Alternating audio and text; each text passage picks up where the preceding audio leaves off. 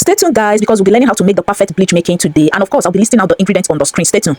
The function of each chemicals and the measurement will be on the screen. Okay, stay tuned. Hi y'all, welcome again to my channel. We are making 10 liters bleach production today, and first I will have to introduce you guys to our channel. This is the Zone tutorial. As you all know, that's the phone number there. Okay, this is the list of ingredients we are using to produce our bleach today.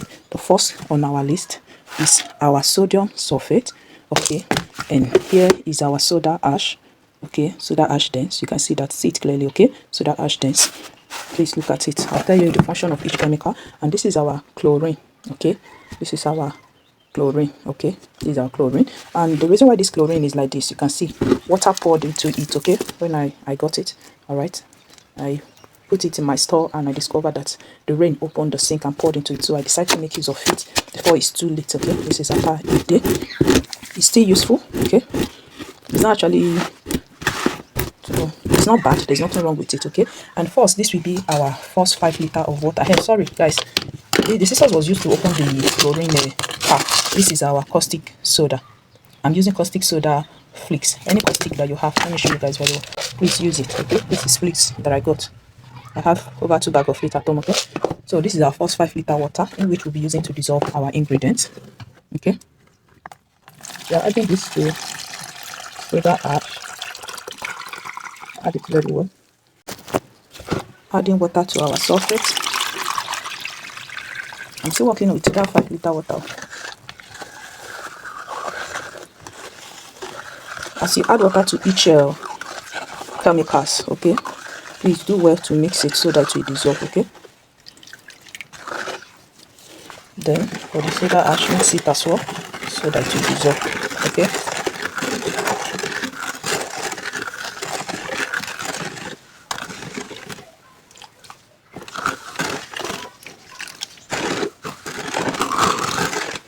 then for the caustic soda, you can see how I'm dissolving my caustic, right? Get your bowl, add your water from the remaining 5 liters of water. Okay, then pour the caustic soda into it. Never do the mistake of pouring water into caustic. You can see what I did. I got a bowl, add water, then pour my caustic soda into the water, not water into caustic. Okay, to avoid hadino. That will help us all. So mix it thoroughly. Okay, and leave everything to dissolve. Leave everything to dissolve. When they finally dissolve, it will clear out. So for the rest of the ingredients now, you can still come back and pre-mix it so that it will dissolve very well. Okay, this is the remaining 5 liters of water. I'm using my 5 liter measurement cup, okay, of water. What we'll do is we add it into our chlorine. Okay, we add everything. That's our 5 liters of water.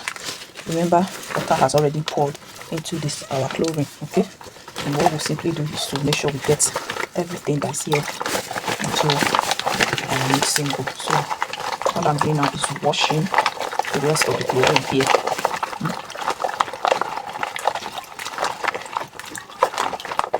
The list of all the ingredients will be posted to be on the screen. Okay, so I'll place this list of all the ingredients on the screen. So let's do your best to get everything out.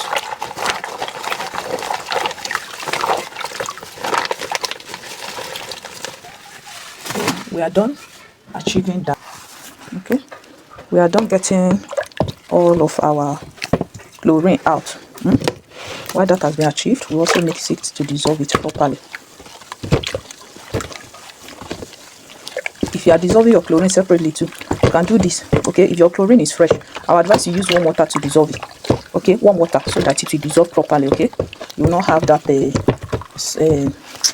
full chlorine. Okay, so mix it very well to dissolve. While it has, you can see I'm dissolving mine, and everything have fully dissolved. Okay, everything have fully dissolved at this point.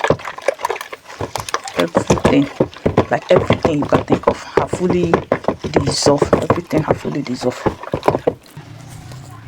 So since our chlorine have fully dissolved, now we go in and add our caustic soda. You can see it has already dissolved. Add it and mix it.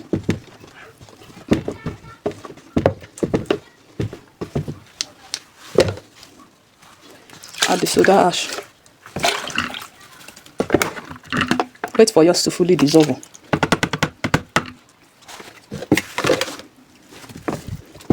Mix it. All your dissolve ingredients, you can add anyone. You don't have to be that, okay, is this or that.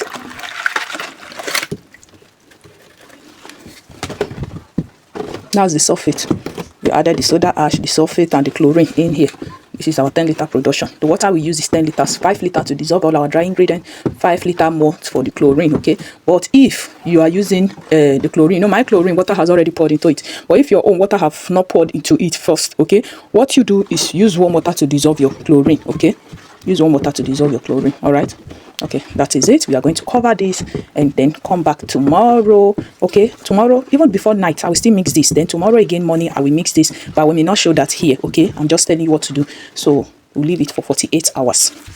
The more you leave it, you can leave it for a week. It can be in that bowl and you'll be scooping it out. That's just it. So I'll just show you the final look. That's the rest of the video. You package and sell. Bye for now. Hi y'all, welcome again to the D'zone tutorial. What we have here is our bleach, and of course is ready. You can see it has properly settled underneath. Okay, this is the residues. After making this and covering it, you know it was very full. Okay, so I scooped some here which I have sieved into this container. We'll be sieving this now, but before that we'll scoop the top layers, just foams, is nothing really much, into this container. We'll scoop it, those whitish foams.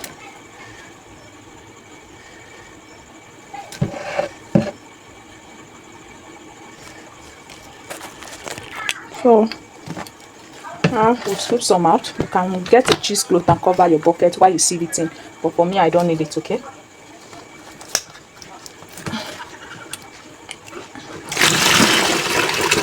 can see how clean and clear this bleach is.